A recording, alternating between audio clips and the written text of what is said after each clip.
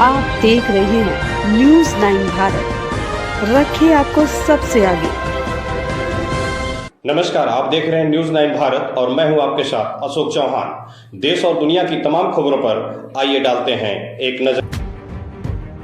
मध्य प्रदेश के सागर जिले के देवरी में कांग्रेस पार्टी के द्वारा क्षेत्रीय विधायक के नेतृत्व में किसानों की समस्याओं से संबंधित 5 सूत्रीय मांगों को लेकर महामहिम राज्यपाल के नाम सौंपा ज्ञापन शुक्रवार को देवरी क्षेत्र में किसानों की समस्याओं को लेकर विधायक हर्ष यादव के नेतृत्व में कांग्रेस पार्टी द्वारा सैकड़ों किसानों के साथ विधायक कार्यालय से रैली निकालकर प्रदर्शन करते हुए एसडीएम कार्यालय पहुंचे, जहां रैली में सैकड़ों की संख्या में किसानों और कांग्रेसी कार्यकर्ताओं ने अपने हाथों में समस्याओं से संबंधित स्लोगन, लिखी तख्तियां एवं खराब हुई फसल लेकर नारेबाजी एवं प्रदर्शन करते हुए एसडीएम कार्यालय पहुंचकर महामहिम राज्यपाल के नाम 5 सूत्रीय मांगों को लेकर ज्ञापन सौंपा गया।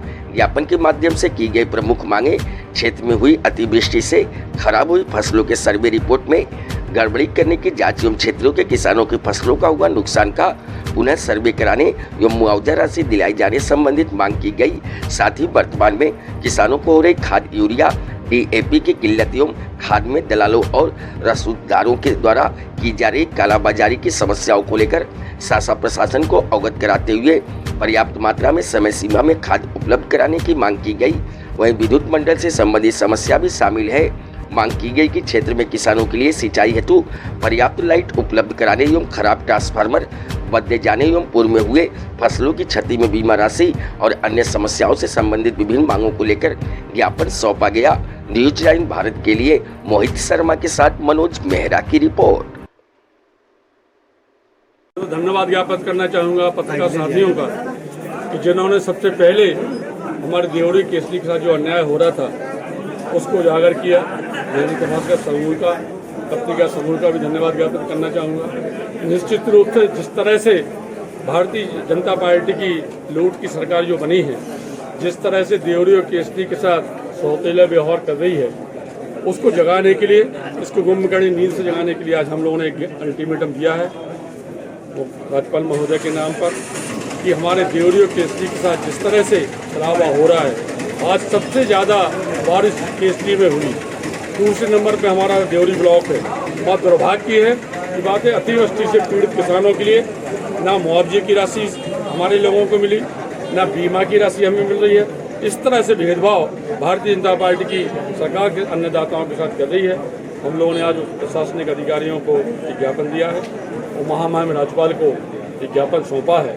उस हमारा एक ज्ञापन का संदर्भ भी यही है कि हमें खाद मिलना चाहिए, बिजली कटौती बंद होना चाहिए, जो ट्रांसफार्मर हमारे खराब हो गए वो बदलना चाहिए। इस तरह से 5 सूत्रीय ज्ञापन हमने प्रशासनिक अधिकारियों को महामहिम राज्यपाल के नाम पर दिया। अगर मांगे पूरी नहीं हुई तो और कांग्रेस द्वारा क्या किया? किसान भाइयों के साथ हर्ष यादव की कांग्रेस पार्टी अंतिम सांस तक लड़ाई लड़ने की तैयार बैठी है।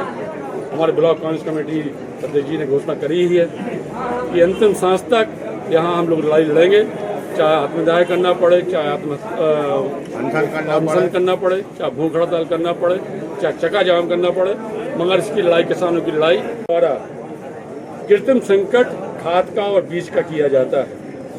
पहली बार जब कांग्रेस की सरकार बनी, 15 महीने की सरकार में पहली बार किसान भाइयों को डीएपी और यूरिया के रेट पता चले कि रेट वास्तविक रूप में रेट क्या है। मगर आज हर साल जब किसान की रबी का सीजन आता है, खरीफ की सीजन का आता है, किसानों के साथ इसी तरह का व्यवहार होता है। बिचौलिए माल कमाते हैं, चाहे वो खरीदी केंद्र धान की बात हो, चाहे मूंग की बात हो, चाहे वो गेहूँ खरीदी केंद्र हो। जिस तरह से भारतीय जनता पार्टी के भगवाधारी लूट करने का काम कर रहे हैं, किसानों का शोषण कर रहे हैं, ये जनता जहाँ समझ चुकी है और आने वाले 2023 और 24 के चुनाव में जनता सबक सिखाने को तैयार बैठी है। विभागों में बैठे सिस्टम के भ्रष्ट अधिकारी जो हैं, विभागों में बैठे सिस्टम के अधिकारी जो हैं, जनता के जो है जनहित के कार्यों को नजरअंदाज कर रहे हैं। जब तक भ्रष्टाचार रूपी मुख्यमंत्री के से संरक्षण मिलता रहेगा, ये तो मगरमच्छ हैं, आदमखोर हो चुके हैं, खाने के लिए बैठे हैं, शोषण करने बैठे हैं। आज हालत ये है, ऐसा कोई विभाग नहीं है जहां पर भ्रष्टाचार ना हो। चरम सीमा पर भ्रष्टाचार है। आम आदमी बेहद परेशान है और दुर्भाग्य की बात है, मुख्यमंत्री जी घोषणा तो करते हैं एक कलेक्टर एसपी को बदल देते हैं, एक टीआई को बदल देते हैं। मैं स्पष्ट आरोप लगाना चाहता हूँ, हमारे क्षेत्र में, हमारे जिले में खुलेआम ब्राउन शुगर का व्यवसाय हो रहा है, व्हाइट पाउडर का व्यवसाय हो रहा है। कितने लोगों के खिलाफ कार्रवाई करी? खुलेआम हमारे यहाँ गांजे का व्यवसाय हो रहा है, गाँव शराब बिक रही है, सट्टा खेल रहा है, जुए के अंतर्राष्ट्रीय अड्डे चल रहे हैं। कितने लोगों के खिलाफ कार्रवाई हो रही है? कहीं कोई द्वारा कृत्रिम संकट खाद का और बीज का किया जाता है। पहली बार जब कांग्रेस की सरकार बनी, 15 महीने की सरकार में पहली बार किसान भाइयों को डीएपी और यूरिया के रेट पता चले कि रेट वास्तविक रेट क्या है। मगर आज हर साल जब किसान की रबी का सीजन आता है, खरीफ की सीजन का आता है, किसानों के साथ इसी तरह का व्यवहार होता है।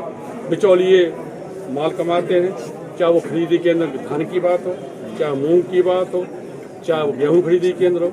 जिस तरह से भारतीय जनता पार्टी के भगवाधारी लूट करने का काम कर रहे हैं, किसानों का शोषण कर रहे हैं, ये जनता जान समझ चुकी है। और आने वाले 2023 और 24 के चुनाव में जनता सबक सिखाने को तैयार बैठी है। विभागों में बैठे सिस्टम के भ्रष्ट अधिकारी जो हैं, विभागों में बैठे सिस्टम के अधिकारी जो हैं, जनता के जो है जनहित के कार्यों को नजरअंदाज कर रहे हैं, ध्यान नहीं दे रहे हैं। जब तक भ्रष्टाचार रूपी मुख्यमंत्री के से संरक्षण मिलता रहेगा, ये तो मगरमच्छ हैं, आदमखोर हो चुके हैं, खाने के लिए बैठे हैं, शोषण करने बैठे हैं। आज हालत ये है, ऐसा कोई विभाग नहीं है जहां पर भ्रष्टाचार ना हो। चरम सीमा पर भ्रष्टाचार है, आम आदमी बेहद परेशान है। और दुर्भाग्य की बात है, मुख्यमंत्री जी घोषणा तो करते हैं, एक कलेक्टर एसपी को बदल देते हैं, एक टीआई को बदल देते हैं। मैं स्पष्ट आरोप लगाना चाहता हूँ, हमारे क्षेत्र में, हमारे जिले में खुलेआम ब्राउन शुगर का व्यवसाय हो रहा है, व्हाइट पाउडर का व्यवसाय हो रहा है। कितने लोगों के खिलाफ कार्रवाई करी? खुलेआम हमारे यहाँ गांजे का व्यवसाय हो रहा है, गाँव शराब बिक रही है, सट्टा खेल रहा है, जुए के अंतर्राष्ट्रीय अड्डे चल रहे हैं। कितने लोगों के खिलाफ कार्रवाई हो रही है? कहीं कोई नहीं। मात्र लूट की सरकार है, लूटने का काम कर रही है। यदि सागर जिले में कोई क्षेत्र आता है और यदि आंकड़े देखे जाए तो केसरी और देवरी में अतिवृष्टि हुई है। क्या अखबार देखना बंद कर रहे हैं या प्रशासन? मैं पूछना चाहता हूं कि अखबार को आपने आंकड़े दिए कि अतिवृष्टि देवरी और केसरी में हुई, और उसका फलस्वरूप जब बात मुआवजा देने की आई, जब बात आई कि आखिर किस क्षेत्र के किसान पीड़ित हैं, तो गलाकोटा, सुर्खी और खुरई के किसानों को इस मुआवजे की राशि का लाभ मिला।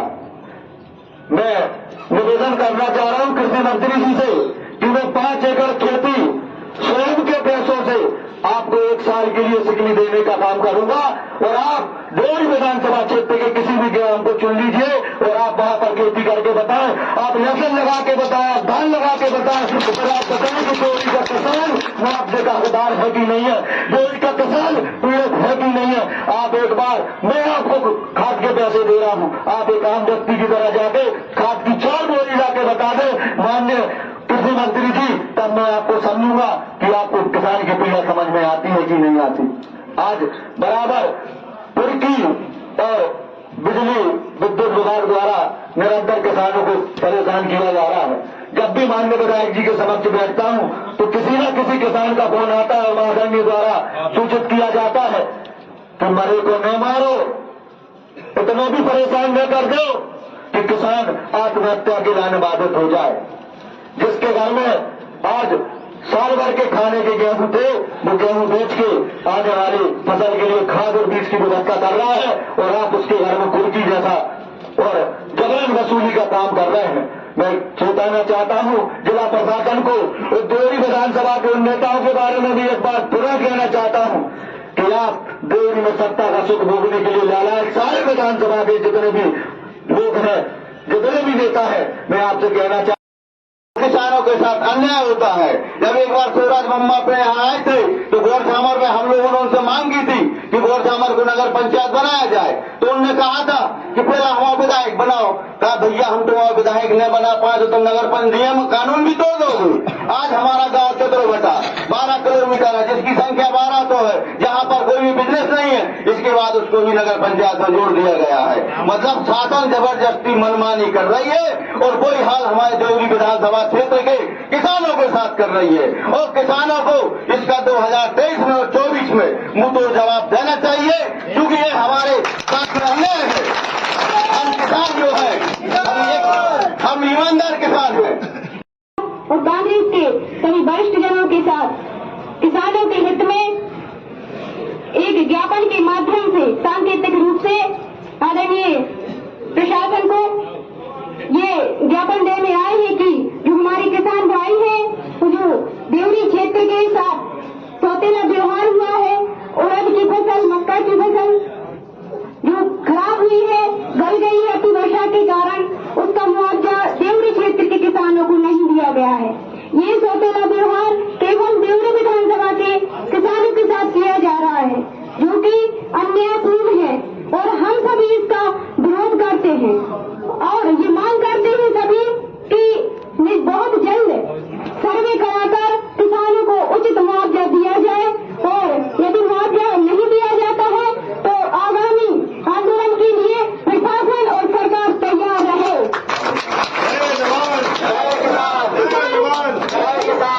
किसानों की जो अन्न है उसी से ये सरकार चल रही है, ना कि ये अपने मंत्रियों के कारण और ना कि ये अपने भाजपा के कार्यकर्ताओं के कारण, इनके कारण नहीं चल रही है। सिर्फ किसानों के कारण ही ये देश चल रहा है और यहाँ के लोग जीवन यापन कर रहे हैं। और इन्हीं के साथ यदि यह सौतेला व्यवहार होगा तो हम कभी बर्दाश्त नहीं करेंगे और केवल यही मांग करेंगे कि अति शीघ्र मुआवजा राशि इस क्षेत्र के दूसरे क्षेत्र के किसानों को दिया जाए।